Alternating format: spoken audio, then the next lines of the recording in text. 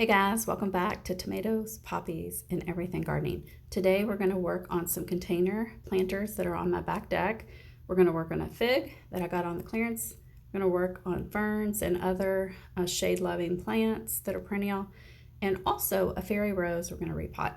So you can see this guy, he looks really rough, but I only paid maybe $5-6 for him. Do not like the color of the roots. I wish it looked a little healthier. I'm going to try to nurse it back to health, but we will see. I just reused a container that recently had a Brussels in it that had bolted, so I just took that out, dug a hole, put a little fruit tree fertilizer in there, backfilled a little bit, put some more soil to tuck it in nice and firm all around the edges, and watered it in. There is some thyme in the front there as well. I think it'll be okay, but we'll see. And now we're moving on to a project I have been procrastinating. I believe it's an autumn fern in the back there, but it's a perennial fern. It's gotten huge. It needs pruning. You don't always have to prune them, but I am because it looks horrible. And there's some other perennials in here we need to take care of. So I got a new planter at Sam's Club for $19.99. Drilled the holes in the bottom, did my basic heuchera method of just branches, not branches, but like sticks, leaves, all that good stuff. I added just a wee bit of like a granular fertilizer that will break down over time. These guys do not need a lot of fertilization. So then I did put in some new potting mix. And then the hard part was getting that huge root ball of the fern into the new pot. I don't normally like to ask for help, but I actually did ask my husband to help me. He did, and that was the only way I would have gotten this huge, heavy, massive ball of soil and roots into the new container. I filled in all the gaps with some fresh potting mix, and I want you to look at these fern. This is new growth. They feel really weird. They look really weird, but they're so cool. I think they're so uniquely pretty. But this is new growth for this year. So I felt really comfortable to do a hard pruning on this fern. I don't even think I pruned it last year at all. And you look down there, you can see all of these little seedling babies. So I've got Corabelle babies, I've got Columbine babies in there. And I'm going to take the time, I'm going to dig them all out and save them because why not? It's free plants. I didn't have to start them, didn't have to do anything. I forgot to add, I did put in some of my native clay soil into this container as well. This will help keep moisture into that soil. Also will help with the acidity. All of these plants like acidic soil. At this point, I only have the fern and the Columbine in this pot, but that's going to change because I've got a big heuchera here. I just pruned this guy last summer. There's a video you can find on my channel. You want to watch that. It's beautiful again and full. So I thought about dividing it again, decided not to, but there are a ton of little babies in there as well.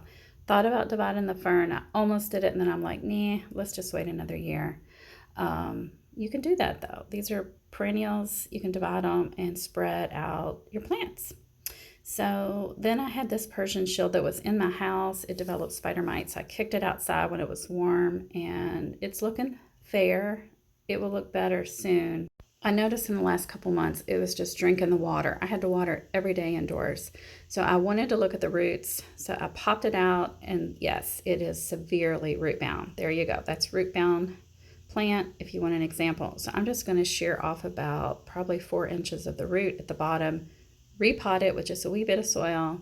It's going to be happy. It'll be able to live in that pot a little bit longer.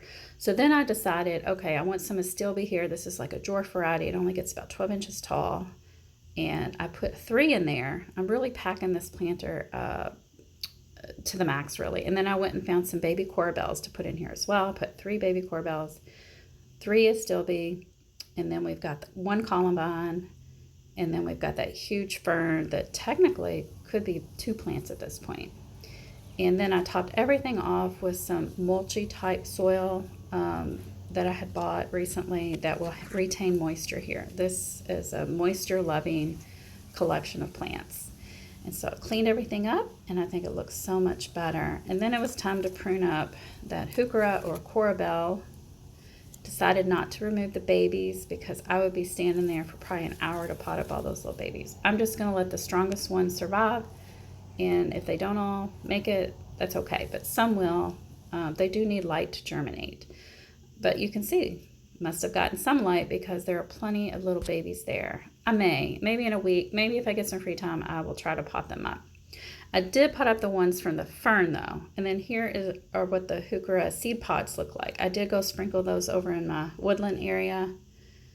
And I'm just showing you more of the babies here. And then I have another container that has one corbel, one geranium that's perennial, and then one baby fern I found.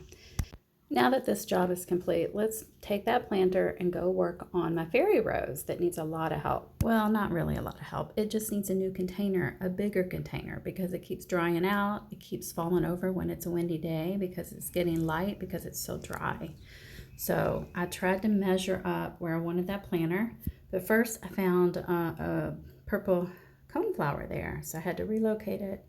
I was able to add some granular slow release fertilizer, some new potting mix, and now this rose has a bigger, better home, and I have an empty pot right there too, so that's great. You can see Tonto was helping me. Here we are, 1 week later. You can see that everybody looks pretty happy. The Persian shield was indoors for like, I don't know, 3 nights in the garage, formerly a house plant. Put a little coral bell baby down in there with the perennial geranium and the fern. You can see the pollen covering the heuchera leaves.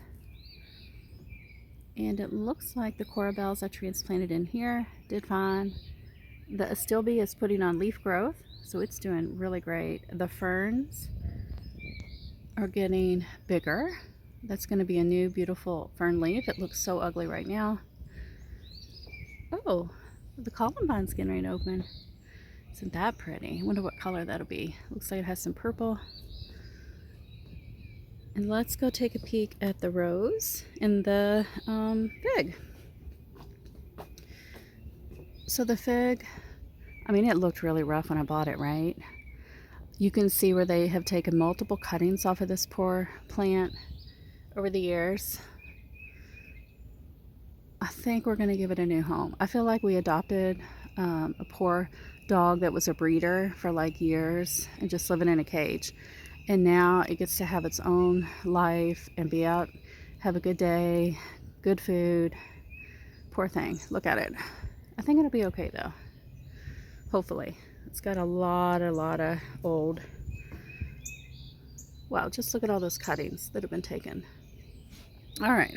Let's go look at the rose. Oh, I'm carrying my coffee with one hand and my hair's falling in my face. And my glasses, they're reader glasses, so I can't walk with them on, and they fell down and I can't see.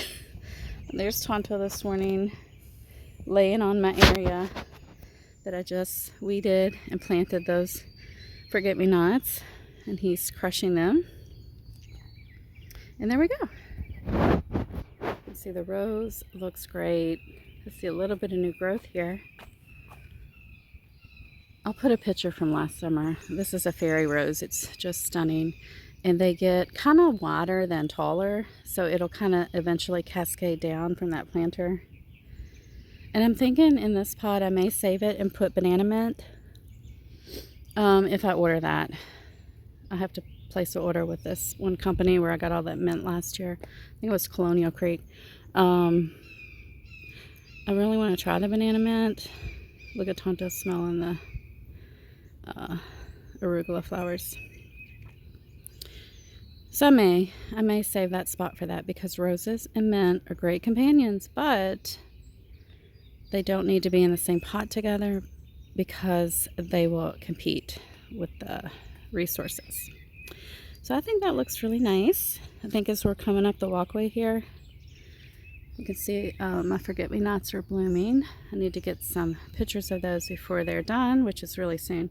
Anyways, you're walking up the walkway, then you're going to see that gorgeous fairy rose kind of cascading all over the place with beautiful pink flowers. Now, I know I said I don't like to plant roses with mint, but I did make an exception here. This is my blue girl rose. Let's see if we see any buds anywhere. Not yet, but lots of leaf growth.